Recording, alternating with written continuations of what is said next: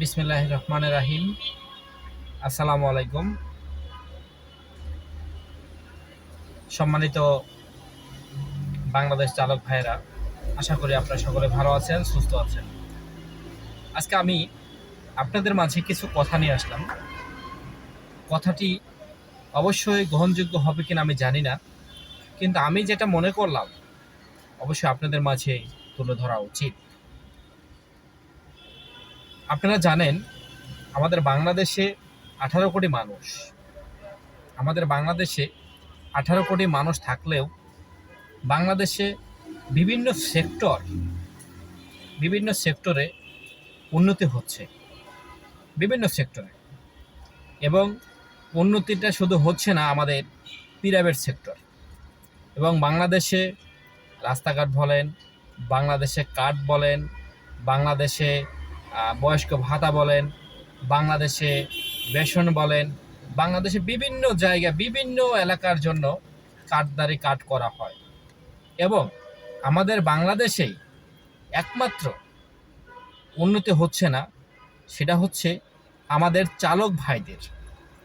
আচ্ছা বলুন, যে কোনো জিনিস যে কোনো জায়গায় যেতে হলে ড্রাইভার দরকার, যেতে হলে গাড়ি দরকার, যেতে হলে চালক দরকার, জ্বালানি দরকার।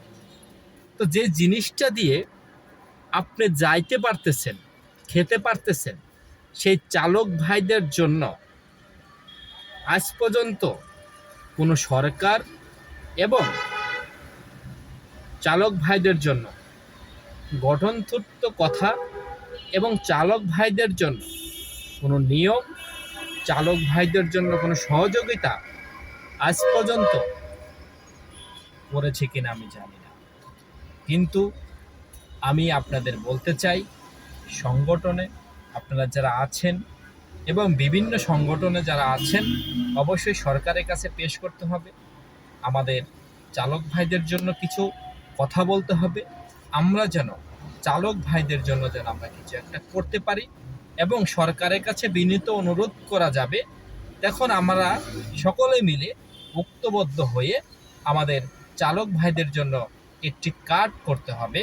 আমাদের চালক ভাইদের জন্য সরকারি থেকে কিছু ভাতার জন্য আবেদন করতে হবে।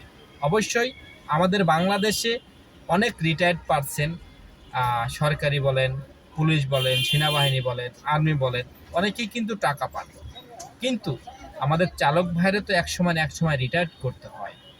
সেখানে সেই বয়স্ক একটি ভাতা দরকার, সেখানে সেই চালক ভাইদের জন্য, ফ্যামিলির জন্য কিছু ভাতা দরকার।